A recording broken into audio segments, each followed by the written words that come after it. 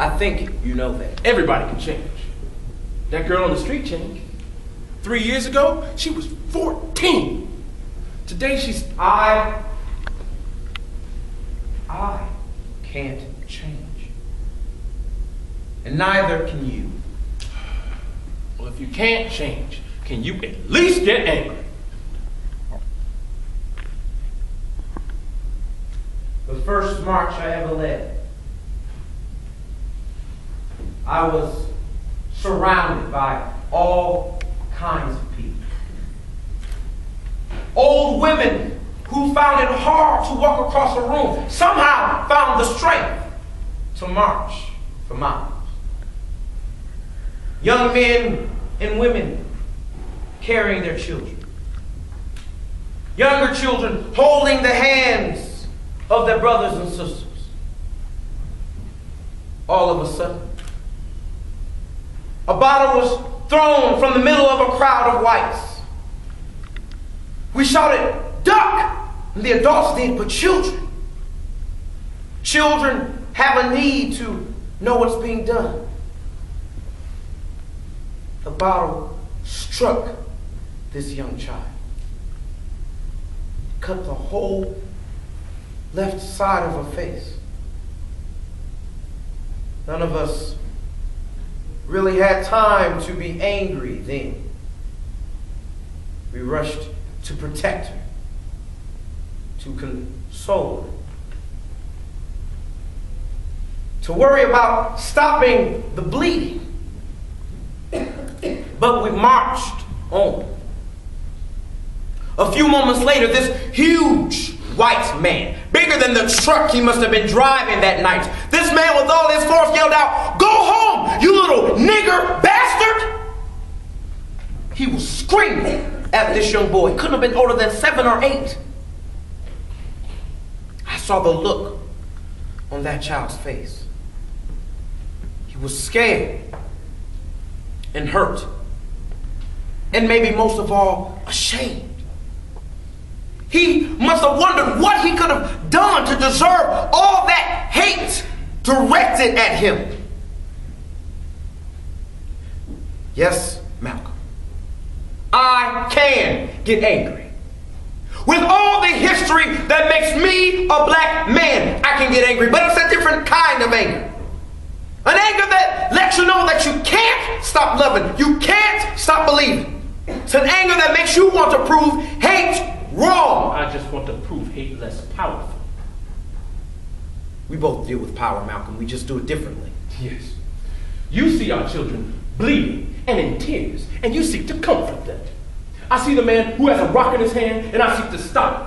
If I can't stop him before he throws it, I'll see to it he never throws another. And what will that accomplish?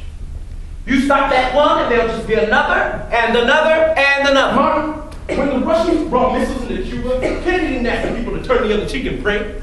He didn't try to fight the Russians with love. No, he got himself some bigger missiles, and he told them to pack up and get out. He was prepared to use force to defend this country, and this country expected him to do that. And I'll tell you something else. The Russians respected him. That's why they left. And missiles are still being built all over the world today. Do any of us really feel protected? You don't even see the contradiction. Even when you marched, you needed the protection of the federal government. It took the entire National Guard to enroll one Negro in college. What do you think those tanks were there for? To help the students with their books? Those tanks were there because this movement needed to hold a mirror in front of this country and through our pain reveal its injustice. Martin, it doesn't matter how good a football player you are. When the game is baseball, you better get yourself a bat. And if you got a problem swinging it, you ought to stay out of the game. You know, I had hoped your trips to Mecca would have given you a greater vision than that. Perhaps even a broader compassion. You don't tame the lion and leave the jungle unchanged, Martin. Yes, I saw some things outside this country. Outside this country. Saw some things that perhaps my heart couldn't or wouldn't allow me to see before. Saw whites who, when they mentioned color, made it seem incidental, like describing a suit or a sunset. But here it's different. When the man here talks about color, you know what he means. You hear it in his voice. You see it in his expression. He means he's on top and you're not. And he's never gonna let that change. It's a simple question of power and privilege. And those who have the power always decide the privilege. We're not the ones in power, Mama. And we won't be until we gain control of our own lives, our own thinking. You want to free blacks. I want to free America. It's the only way any of us can really be free. Can't you see what's happening to us? 5 years from now, 10 at the most, whites won't have to do anything to us at all. We'll be doing it to ourselves.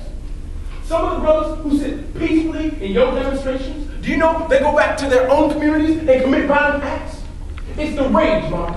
It's the hurt and pain that's balled up deep inside that makes you want to strike out in the only way you can, the only way that's acceptable. I can't free us of that rage, but I can try to direct it to the right source. Don't we really want the same things, Malcolm? You want us to be able to buy a cup of coffee. I want us to be able to sell it. You want us to integrate the coffee shop. I want us to own it. You want white people to hire us. I want us to be able to hire ourselves. No, Martin, we do not want the same things. I'm afraid your quest for integration will become the white man's solution for control. Maybe the only hope we have is they hate us so much they wouldn't realize the power they had over us if they just let us in. And those of us who don't agree with your definition of power and control, I suppose we're to be called Uncle Toms. I only refer to these older ones as Uncle. And I don't call them Tom no more. I call them Roy, Ralph, or Uncle Whit. They don't deserve that. They don't deserve that from anybody. Do you really think the unity you seek can be achieved through insult and ridicule? Have I ridiculed you, Reverend? Oh, I suppose I'm to be flattered at the term Reverend Dr. Chicken Leg. It's chicken wing to be more precise. Would you be more flattered if I referred to you as the Lord? The movement would have been sufficient. Isn't it wonderful how well we're getting along? I suppose it's time for a rematch. So there is an ego there that proves. Well, you should feel fortunate a rematch is even possible. Oh, well, Doctor, if you're prepared to endure more suffering, I'm prepared to inflict it.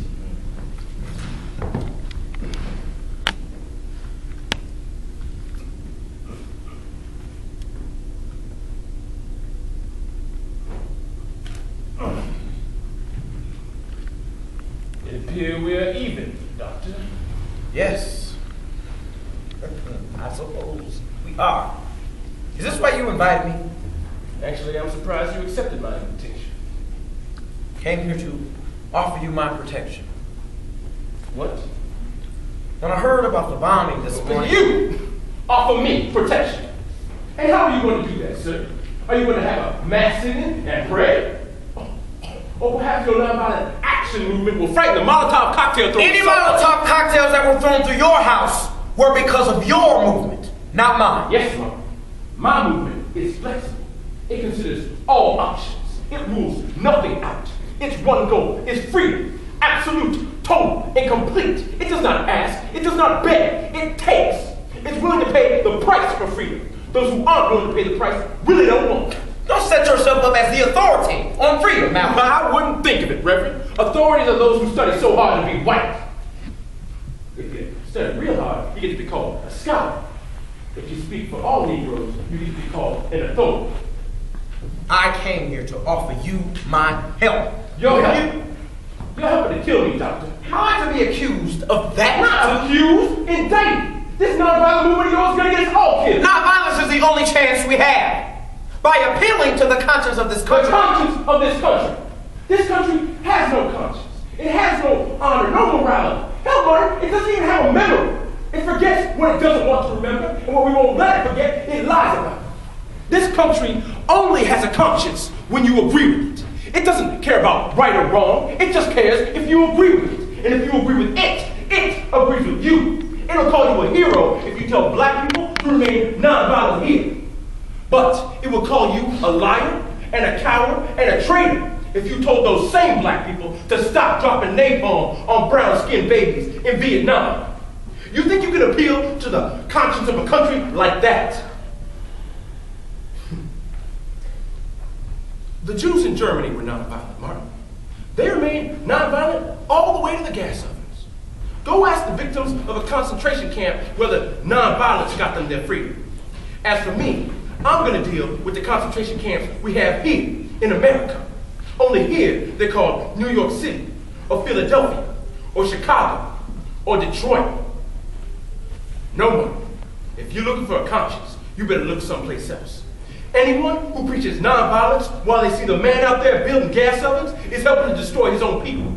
And when black people refuse to fight back, it not only becomes easy for racists to kill us, it becomes justifiable. And you think I've contributed to that? Let's just say anyone who wants to kill me, anyone who wants to kill any black man doesn't need to stop and think about the consequences of their actions. They don't stop to ask, now what would the good doctor do? They know what you do. Nothing, which is about what you've accomplished. Nothing. Don't tell me nothing was accomplished. That people get beaten for nothing. Do you really think it is easy for me to see my own people beaten? To sit there and risk the lives of my children? Do you think I would risk my own life for nothing? I don't want to die, and I don't want my people to die. I don't preach nonviolence because I like it. I preach it because it's right, and because I'm a man, and because I am a child of God. You look out over this city, and you see neon signs that tell you what to do and where to go. But I grew up with a different kind of sign. It wasn't a neon light, but if you were black, you had no trouble seeing it. Signs of separation. Signs that burned the words for colors only into the psyche of Negro children. Signs that humiliated and degraded those children's parents on a daily and a constant and continuing basis. When those signs came down, the spirit of black people went up. So don't tell me nothing was accomplished. I was in a Montgomery church when the announcement was made that the buses in Alabama would no longer be segregated. What was accomplished was written on every one of those people's faces that struggled for so long to prove that you can take a stand just by sitting down. No matter. The only ones who ever doubted that we had accomplished anything were those who never had to get up to give their seat to a white person, or move to the back of the bus, or be forced to watch white patrons being served in the comfort of a public restaurant, or being forced to take their food out into the rain or cold. Don't diminish what was accomplished, and don't misunderstand what will be accomplished. Sometimes you got to be able to ride the bus before you can drive it, Malcolm. But don't think we're not planning to own the whole bus line one day. And Malcolm,